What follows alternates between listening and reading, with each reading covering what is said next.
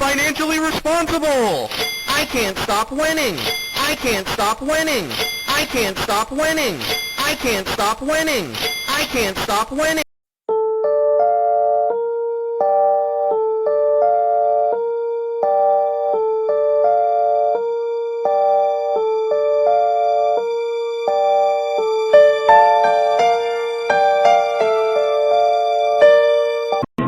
Daddy, hurry, I saw something scurry. Someone called is screaming for you're gone away, the neighbor next door. Daddy, I think there's a spider on the floor. Leave it, and will you pick it? Call me in here in the middle of the night to come into your room and destroy life. Is that what they teach you in Sunday school? Daddy is gross, got a billion legs, a billion eyes, a trillion eggs. But it's not disgusting, it's just reality. Take a deep breath and appreciate life. Look how delicate his legs are.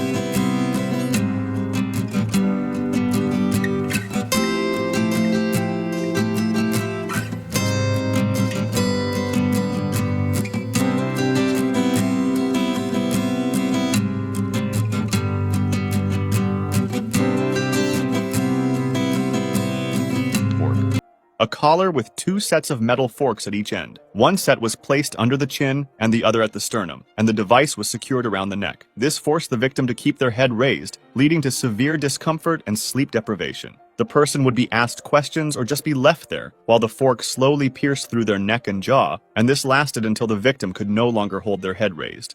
Scold's bridle. A metal framework is worn on the head, featuring a gag to silence the wearer. The part inside the mouth had spikes, which lacerated the tongue in case of movement. It was used to punish women considered to be nagging or gossiping too much, effectively humiliating them in public and restricting their ability to speak. Blood eagle.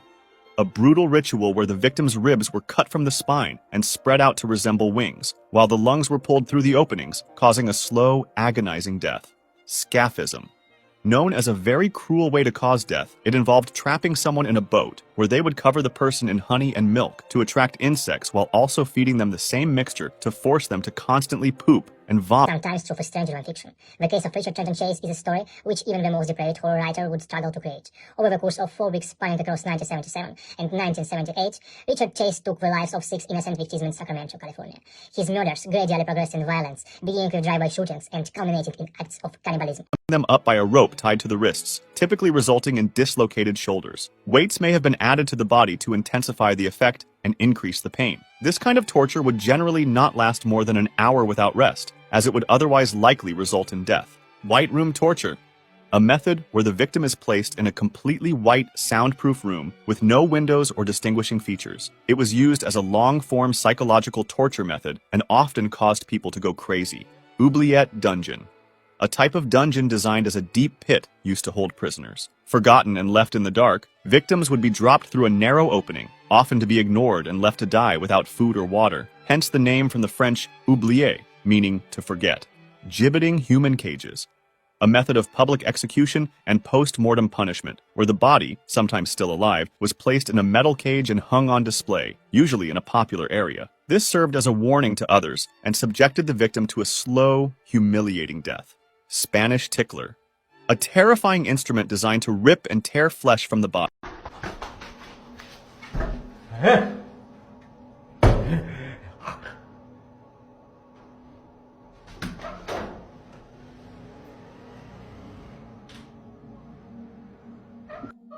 So I found this little basement. It's freaking weird. Oh my god!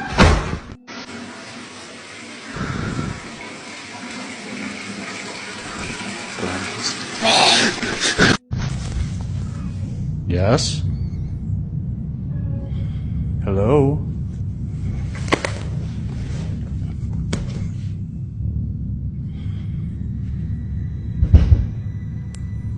What is that? Who are you? I'm not gonna hurt you.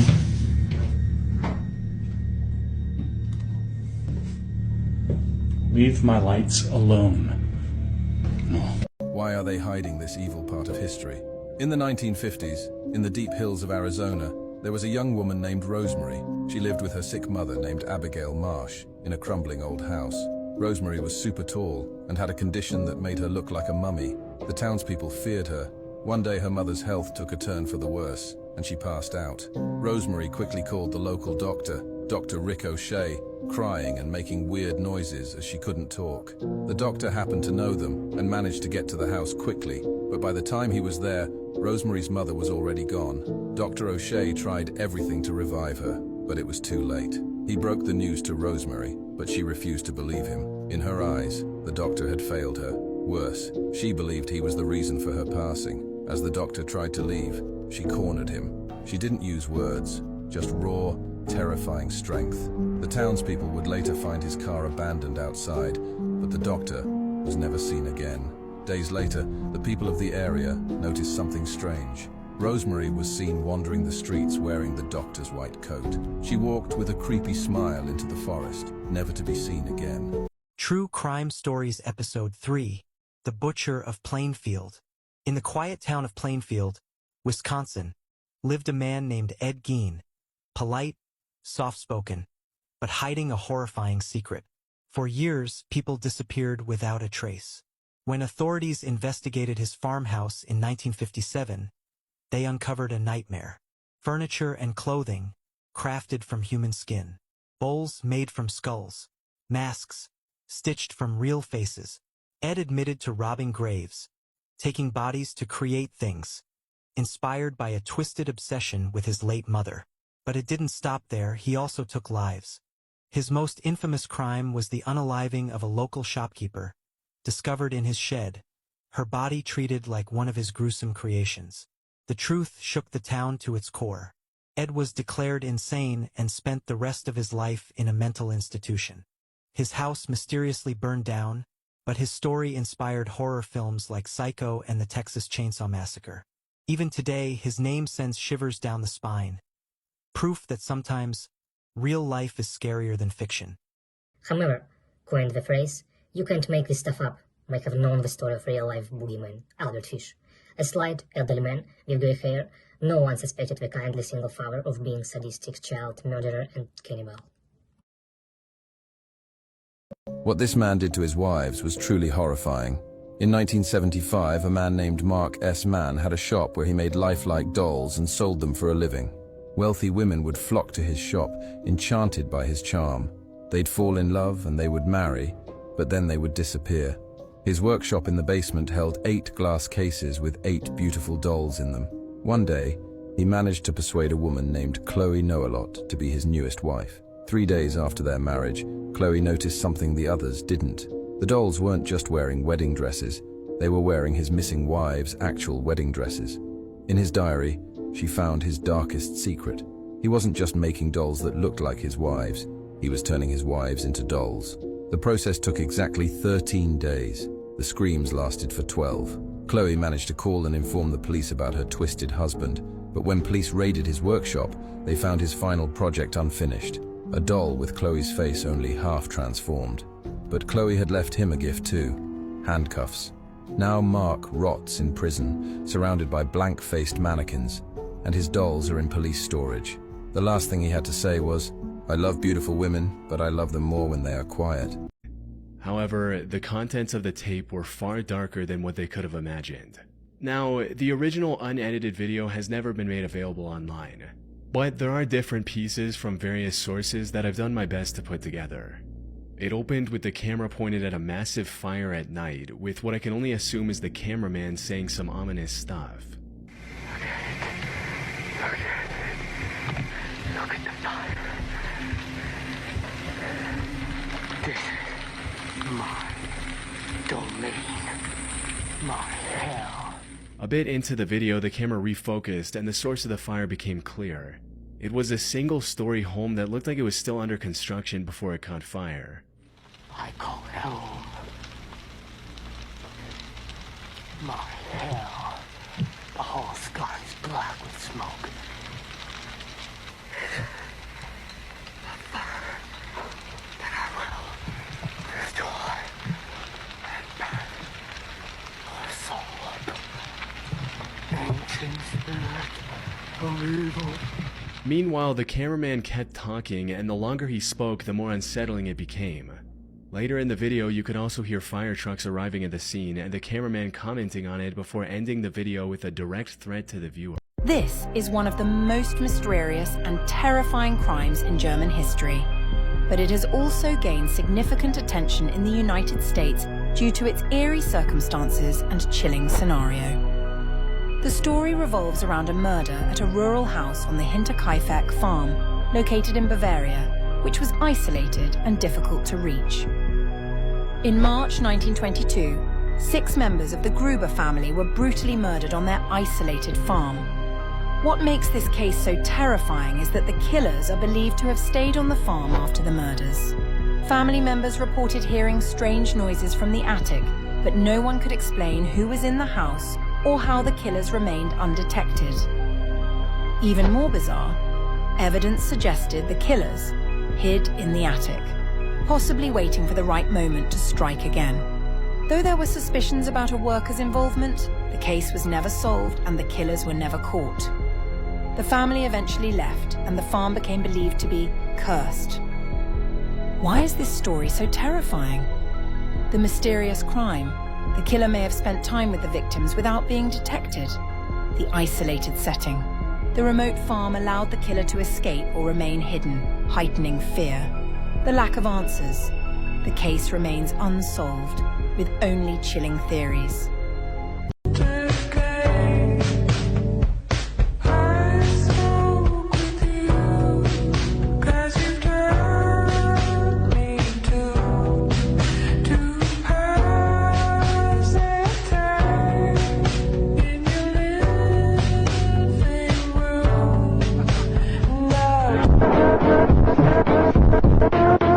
Paul Bernardo and Carla Homolka, known as the Ken and Barbie killers because of their good looks, shocked Canada in the early 1990s with their horrifying crimes. They seemed like a picture-perfect couple, but their relationship hid unspeakable evil. It all started in 1990 when Carla's younger sister, Tammy, tragically died.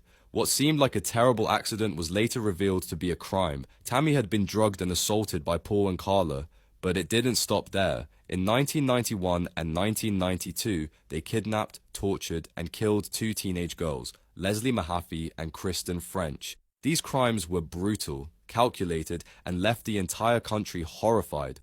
Paul was later linked to a series of assaults in Scarborough, Ontario. DNA evidence tied him to these attacks and the murders of Leslie and Kristen. Carla struck a controversial plea deal, claiming she was forced to help Paul. She got 12 years in prison in exchange for her testimony, but then videotapes emerged showing her full involvement, sparking outrage. Paul was sentenced to life in prison and deemed a dangerous offender, meaning he's unlikely to ever get out. Carla served her time and was released in 2005, but her past continues to follow her. I was forced into street prostitution, and what I received in return was my death. I grew up in an orphanage until I turned 15. I was told to leave the orphanage because they had an age restriction. I faced a harsh survival game, with no money, no family, and my friends in similar circumstances. I didn't know why I was born, what my purpose in life was, and why I had to endure so much suffering. When you're at the bottom of society and have no control over your own life, it is normal to be deceived or forced into doing things you don't want to do. Becoming homeless and addicted to drugs, I was forced into street prostitution. No one wants to do this kind of work, but those demons in human form won't spare you and let you free. My life took a new turn when I was proposed to by a familiar client.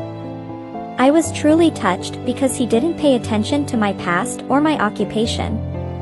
However, it wasn't as fortunate and happy as I had thought. He turned out to be a drug addict, constantly beating and treating me like a puppet to satisfy his desires.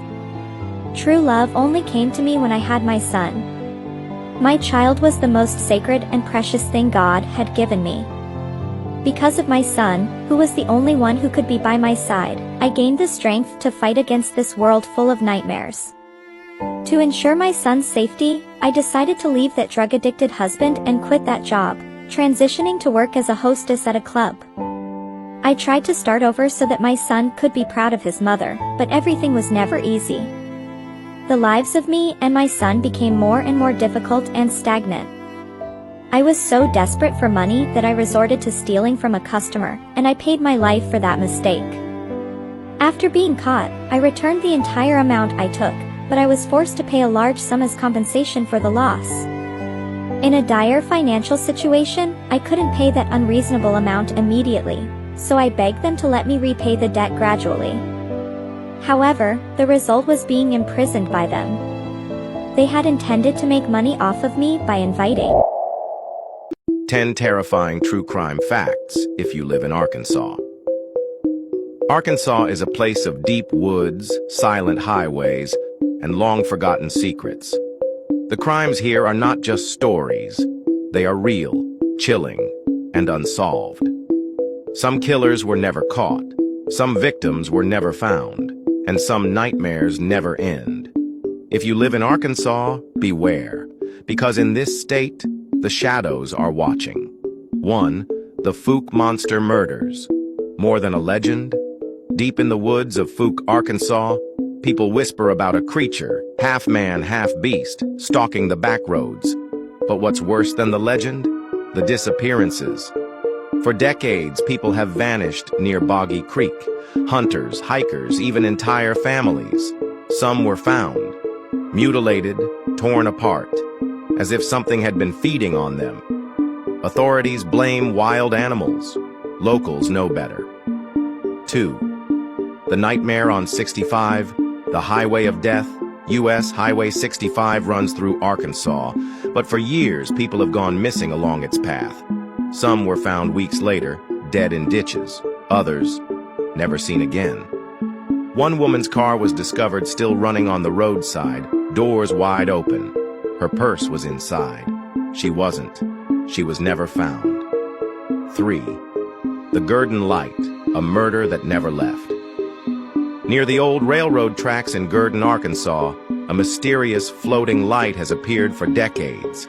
Some say it's a ghostly warning. Others say it's a killer's curse. In 1931, a railroad worker was murdered with an axe on those very tracks. His head was never found. Now people claim the light is his lantern, searching for his missing skull. But sometimes, the light moves toward you. The Texarkana Moonlight Murders, the Phantom Killer. In 1946, a masked man terrorized Texarkana, attacking couples parked on Lover's Lane. He stabbed, shot, and bludgeoned his victims, always disappearing into the night. The town lived in fear for months. Then, just as suddenly as he appeared, he vanished. The police never caught him. Some believe he still walks among us. 5. The Ozark Disappearances. Where do they go? The Ozark National Forest is breathtakingly beautiful, but terrifyingly deadly. Hikers have vanished without a trace, their bodies never recovered. Others have been found days later, confused, lost, unable to explain where they'd been. One man claimed he saw something watching him from the trees. Then he was gone. 6. The Little Rock Slasher, a killer who vanished between 2020 and 2021. A serial killer stalked the streets of Little Rock, attacking victims with a knife. The killer struck at random, choosing people who were walking alone. Then, as suddenly as it started, it stopped. No suspect was ever caught. The case remains open. Is he still out there, waiting to kill again? 7. The Devil's Den Murders, a park with a past. Devil's Den State Park is known for disappearances. Hikers enter the woods and never come back. One couple's bodies were found months later, miles from where they vanished. Their bones were picked clean. Some believe a predator is hunting in the park. Others say it's something else. 8. The Boone County Hitchhiker, a ride to nowhere. In the 1980s, drivers along Highway 65 reported picking up a woman in white. She was soaking wet, shivering, and when asked where she was going, she always whispered, "Home." But when they reached town, she was gone. Then, police uncovered an old murder case, a woman who disappeared in a storm decades earlier. Her body was never found. 9. The Mystery of Melissa Witt, gone in an instant. In 1994, Melissa Witt vanished from a Fort Smith parking lot. Her car keys were left in the ignition. Her blood was found nearby. Months later, her body was discovered deep in the woods. But her killer, never caught. And some say he's still hunting. 10. The Boggy Creek Murders, a killer in the swamp. A string of disappearances in rural Arkansas has never been explained. Bodies washed up in rivers, showing signs of strangulation and mutilation. Some were never found at all. Locals say a drifter, known only as the Swamp Man, may be responsible, but no one ever proved he existed. Or maybe he was never caught. A final warning. Arkansas is beautiful but dangerous. The crimes here are real. Some killers were never caught, some bodies were never found, and some are still out there. If you live in Arkansas, watch your back, because here the darkness watches too.